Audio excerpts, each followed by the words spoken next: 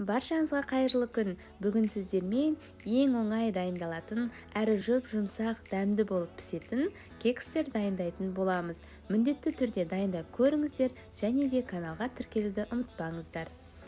Ол үшін бізге қамырына, таза шұңғыл ыдысқа жұмыртқамызды салып және қантымызды салып, жақсылап ақ көпіршік пайда болғанша миксерлеп аламыз. Кейін үстіне сүтті және ерітілген майды құямыз. Кейін оның үстіне қопсытқышымызды салып, електен өткізіп, жақсылап миксерлеп араластырамыз.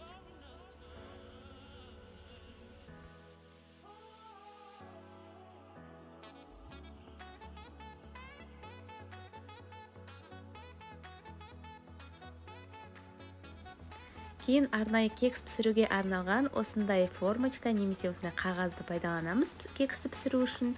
Мен үлкен қасықтың көмегімен қамырды кекс формаларына орналастырамын. 1,5 қасық немесе 2 қасық құямын.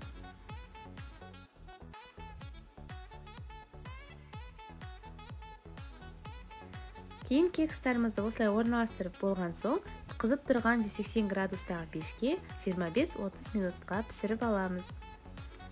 Дайын болған кекстарымызды жақсылап суытып, дастарханыңызға қойсаңыз болады.